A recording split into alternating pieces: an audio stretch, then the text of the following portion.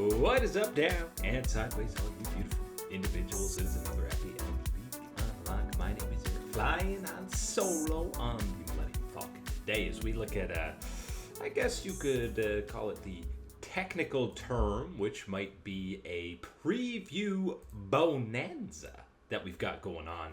LEC, LCS, LCK, LPL primarily.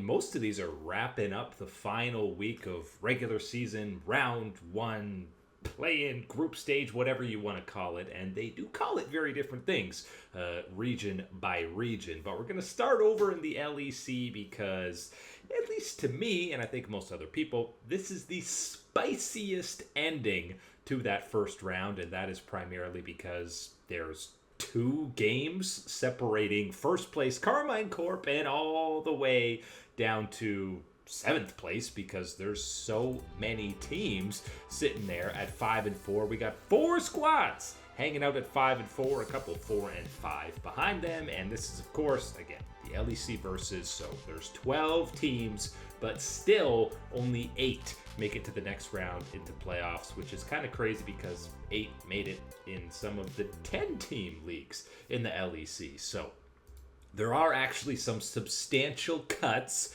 that are going to come in. The seeding is less important because we're going to kind of have the double elim losers bracket. So just making it is kind of the big deal. And we know 1 and 8, Carmine Corp Blue, likely not going to be advancing. But the other 3, even at 3 and 6 for squads like Shifters and SK, there's still a potential. But we do get that direct head-to-head in the final week of Shifters versus SK. So guaranteed whoever loses that will be eliminated. So that's actually probably the highest stakes matchup of the entire weekend, depending on how things go before that, because I believe that is the second matchup for both of those squads. So if either SK or Shifter win their first matchup, by the way, Shifters play KC Blue, SK plays Las Ratones, which quietly also going to be a huge matchup. But man, the SK side of things,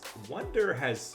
his team's record is not good enough for how well he has fit back into the top lane and how many 1v9 performances we've seen this dude have on Ryze, on Kennen, on all these AP carry and other tank-type champions. So Wonder doing his best and the heaviest of lifting to try and drag SK kicking and screaming to that playoff round. But speaking of also those Los Ratones who are at 4 and 5, maybe, probably 5 wins should be good enough to get you into the playoffs, but it might be tight with how bottleneck this is. So you might have to have maybe a tiebreaker situation, whatever that's going to look like. But the LR boys are playing SK, as I alluded to, and Vitality. So that SK matchup is kind of the primo one for them to get through, as they should. I hesitate to call them favorites against anyone, despite how the last week went. But we saw Vitality be competitive against the very top of the table, so SK, hands down, the easier matchup for them.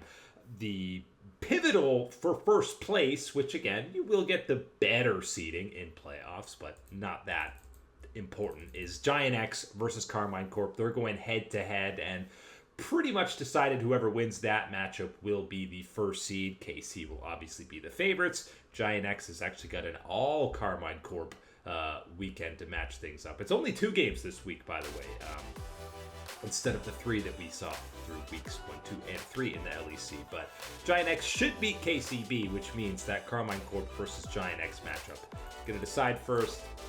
I think when there's actual stakes and clutch factor on the line, KC comes away with a dominant victory because they have still looked like pretty clearly the best squad in Europe. Na'Vi, who we had second behind KC on those power rankings, they've already clinched playoffs, obviously at 6 wins. But seeding will have huge implications and confidence, even more so than if you end up being the 5th seed or the 2nd seed.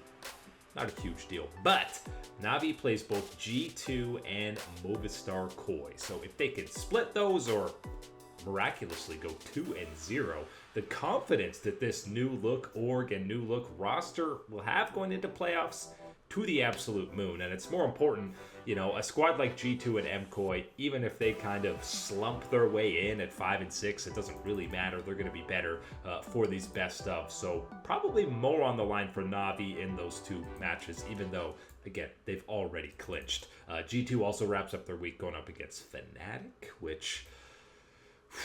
I mean, Fnatic also kind of need the confidence. I'm not saying G2 going 0-2, you're going to be feeling great about them going forward. And they, again, do probably need at least a win to fully clinch their spot. So I imagine it'll come against Fnatic, of all places, if need be. And then outside of the actual previews for a lot of these matchups, how about just check in on... I'm going to make sure I word this properly, because there has been some outstanding jungle performances so far in Europe. And I originally was going to say, who is the best jungler in EU right now? But that doesn't fully get into what I actually want to dive into. So it's more, who has been the most dominant jungler so far in the LEC? And there's 4 names you can talk about. Usually this is a 2, maybe 3 horse kind of race, but 4 guys have all excelled. That's going to be Skewmont, Elyoya, Yike, as you'd expect, but Rylesh in the jungle for Na'Vi, or Rylek, who, by the way, has the most player of the games in the entire league, with 4 of the 6 Na'Vi wins going the way of him. So all 4 of these guys have had some absolutely insane gameplay. And listen, the jungle meta maybe makes it so that these guys can stand out a little more. I feel like it's been a long time that we've seen so many busted jungle champions. Like, I mean, Ambessa becoming a jungler. Aatrox is all of a sudden a jungler. Xin Zhao is still really good. Pantheon is still kind of broken. There are so many high impact picks that you can throw out, and all of them have done that. I mean, in terms of the win-loss, like, Yike has the most wins with 7, but the most dominant has probably been Skewmont, even though G2 is 5-4 and haven't looked... If you look at some of the numbers, Skewmont has been absolutely ludicrous. Like, 700 gold differential on average at 15, even though maybe his damage percent... Actually, his damage percentage is also near the tippity top. So Skewmont's probably been the most dominant so far. Rylek has been the most surprising in terms of how quickly he's hit the ground running. I know this is a hyped up kind of prospect, but I don't think anybody was expecting him to be this good this quickly, and that can be extended to Na'Vi as a whole on this squad. But really, absolute jungle masterclass we've been treated to so far from all 4 of those guys, and excited to see what these jungle picks kind of expand to as we get to that fearless mode. But who are the 4 teams not getting through? Who's going to get eliminated? KC Blue is the easy choice and all but guaranteed at this point. I think Shifters is going to follow suit. I think there's no way Las Bretones does what they just did last week, only for things to come crumbling down and go 0-2. So I think if they beat SK, it's probably going to be SK. So Shifters, SK, KC Blue, and then I guess it's Heretics. I mean, Heretics have looked pretty good. Maybe not good. Pretty decent. They have a 2-game win streak, but the problem is for them, they're matching up against Carmine Corp and Fnatic. So a likely 0-2 out of them, even if Shifters beat KC Blue and then they beat SK. Well, actually, then we're looking at 5 and 6, and maybe they can get out. But it's going to be a spicy finish. Las Bretones maybe need a win against Vitality, but Vitality's playing Koi. Oh man, this is a disaster. I think Shifters and SK are going to kind of bottom each other out. So I'm sticking with Heretics, Shifters, SK, and KC Blue being the teams that are getting eliminated. But man, it is going to be chaos in the final day of action over in the LEC. It'll be a little less chaotic in the LCS because with this Swiss stage action, but we are still getting elimination right away. Still 3 best of 3s, and your season is potentially done for one of Dignitas and Shopify Rebellion. Obviously, it would be a bit of a disaster if it's Shopify because, I mean, this was kind of a dark horse team. A lot of people had them in the upper half, top 4 of the LCS. I don't think they're getting eliminated by Dignitas. I think, as many people predicted coming into the year, Dig is the first team that will be sent home in the LCS. But it's not just that series that's going to end it, because this kind of wacky formatting where then you're going to have between the 6 and 7 seeds. So there's going to be 3 1 and 2 squads after this. Whoever has the best game score automatically gets seeded into the losers bracket of the next playoff round, and seeds 6-7 play a tiebreaker, and the tiebreaker isn't even best of 3. It's a single best of 1 to keep your season alive. So that's, I mean, whoever loses, assuming probably going to be a DSG, Sentinels, one of those 2 squads potentially matching up in that 1 and 2 zone, which is a little crazy that we could be talking about that.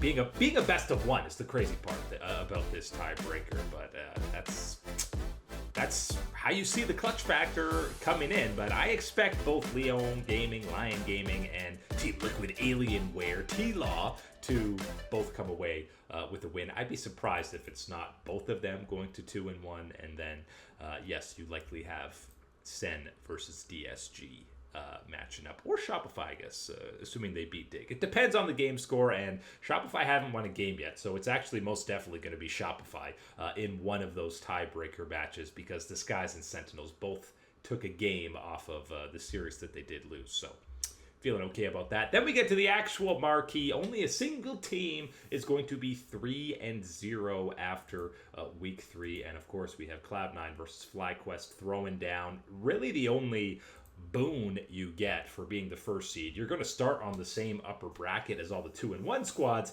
but you get to choose your opponent, which I guess is actually a decent advantage. But if you're assuming Lion, Fly, and TL are all the 2-1 squads, they're all pretty good teams. But either way, still going to be an advantage for whoever gets that 3-0, and who is going to get it. There's lots of great matchups. Masu versus a resurgent Sven. You've got Griffin, the rookie, versus the LCS, one of the Mount Rushmore junglers in Blabber. But I am going top lane for the key matchup on this one. Thanatos versus Gakos, and Thanatos, this is a test for Gakos very early in his career. He's still barely 18, going up against the lane kingdom that is Thanatos. And keep in mind these numbers. Again, 4 games played out of Thanatos. He's got some Cassante and Renekton games. So yes, the damage numbers being a little bit down, kill participation being actually abysmal. But look at the CS numbers, plus 25 across these 2 games.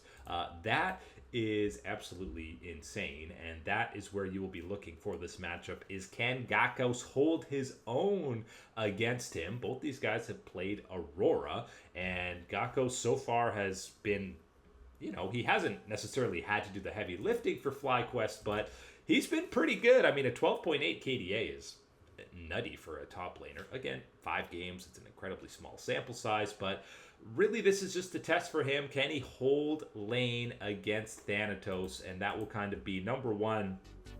We'll showcase what kind of playstyle we're looking at Cloud9 going forward, and number 2, how reliable a secondary carry Gakos can be, because I think both of these teams, you're going to see mid lane is not the featured matchup for both Quad or APA. They're not going to be the prominent guy that the entire comp is built around or that they're playing through.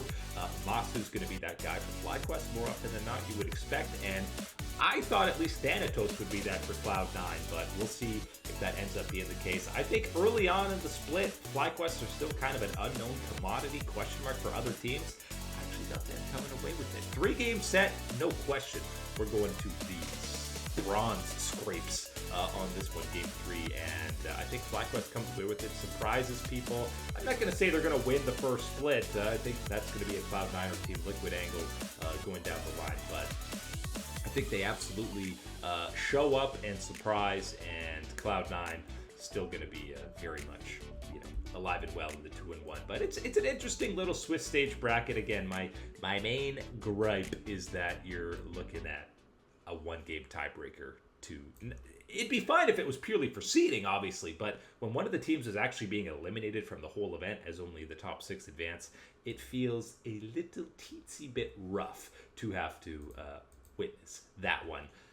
Also, it's not the finale weekend of regular season in the LCK because we got play-in action beginning. It's going to be a while till you see the big dogs on the Rift, Gen.G, T1, and Hanwha Life. Going to be about 2 months till you see them back on the Rift. But we do get a couple of rematches, and as Hanwha Life dies, the bros live on. We get the immediate rematch from their regular season or group stage finale against DRX that did go to the distance to Game 5, but they got pretty stomped in that Game 5. I think Bro will take a couple games, maybe a game, but I don't think they're picking up their first series win. DRX has looked a lot better early on in this first split, and I'd be surprised if they drop that one. DNS versus KT on the other side, and again, KT should be big favorites, as big a favorite as a 2 and 3 versus 1 and 4 matchup can be. And if they do that, then we will get the KT versus Nonshim rematch, which obviously set up the incredible script writing of Hanwha losing, and that was King Insane Olaf in Game 5 to clinch that one. And I'm not seeing any upsets in this play-in round. It's obviously DK and Nongshim waiting in that winner's side. I don't see either of them not advancing, and I'd be surprised if it's not KT on the other side of that advancing. And obviously, again, T1 Gen.G on that bye waiting, and BNK Furex already sitting as that 3rd seed awaiting their opponent. With Hanwha Life gone, like if you look ahead this whole LCK playoff bracket, the chances of Hanwha or of Gen.G or T1 losing have dropped dramatically. I'm not even sure, I always want to cook up a crazy prophetic prediction of an upset coming through in the playoffs, but I'm not sure Gen.G or T1 are dropping a series or a game in most of their matchups, except the inevitable head-to-head that they get. And assuming things go how I expect, we're probably getting 2 best ofs out of Gen.G and T1, which of course is a cinematic adventure that we are oh so accustomed to in the LCK playoff bracket. But unless DK, has a, I don't want to say miracle level up, but a pretty significant level up from what we were getting the last 2 series. Listen, they start 3-0, we're feeling great about it, but then they kind of fall off a cliff, and the level that they were at in the T1 match, they were not close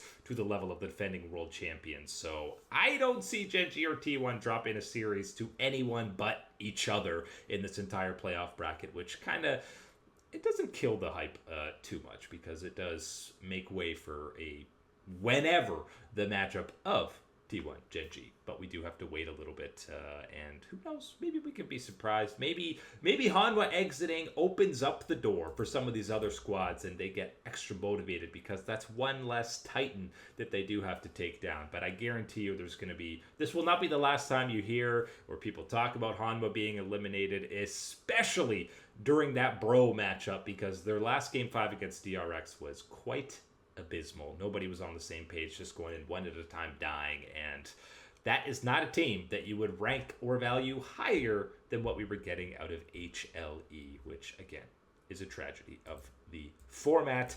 LPL also wrapping up their regular season this weekend, or again, regular season is that we're calling it, I don't know. And Top Esports doing some work today to stay alive in that upper bracket by taking down JDG, and not just taking them down, but they needed to do it in a sweep, and they did exactly that. Even though JDG was in control, at least in Game 1, they continue to be a little bit suspect. Both Junjia and Vampire had some capital sketch performances in this one against TES, and Cream was good.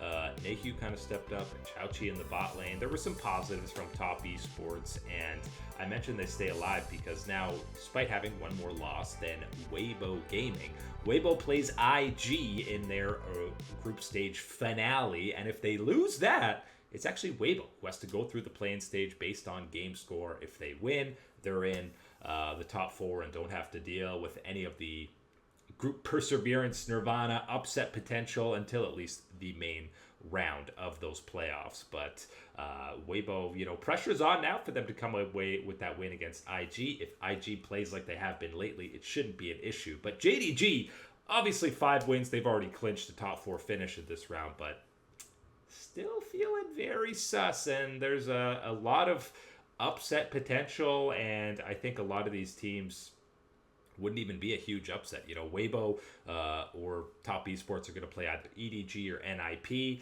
World Elite's probably getting through. LNG is already clinched. Like, any of these squads could beat IG, Weibo, Top Esports, maybe even JDG on any given day. It's just the top 2 in the LPL that I don't think they got any chance against, and AL versus BLG will actually be the finale to decide who's finishes first as that top seed heading into playoffs, which is great. We'll see how we feel about BLG going into that. Obviously, AL, the graph trajectory has been great for them over the last couple of weeks. I think they've won like 4 or 5 series in a row, even if they've had to do some 5, 6, 7K comebacks to do it. Doesn't matter. A dub is a dub. And BLG, we will be continuing to monitor how Bin is performing on the Rift and how Bin and the rest of the boys are yapping off the Rift, and if there's any drama to unfold and potentially unravel their playoff push. But so far, it's fine. Doesn't matter if they finish first or second, really, for either of these guys. They're clearly the 2 best teams in the LPL. And as JDG kind of flounders to close out, they were 4-2, 4-1 at one point, but 1-2, 1-3 over the last 3 series. And again, a lot of those against Weibo and not BLG or AL. So gonna need a level up from Hongkyu, Junjia, and the boys. People were already beaming that they should be calling Tien up for Split 2. But I'm not gonna do Junjia that dirty just yet, even though he did, again, have a pretty rough game against Top Esports. But we're in the thick of it now. Playoff push, eliminations across the board, except for the LPL, but kind of sort of eliminations. Gonna be an exciting weekend, and we'll be back to recap it all. But that is it today for League Unlocked. My name is Eric. Thank you to all you stunners for hanging out as always. We'll catch you on that flippity flip.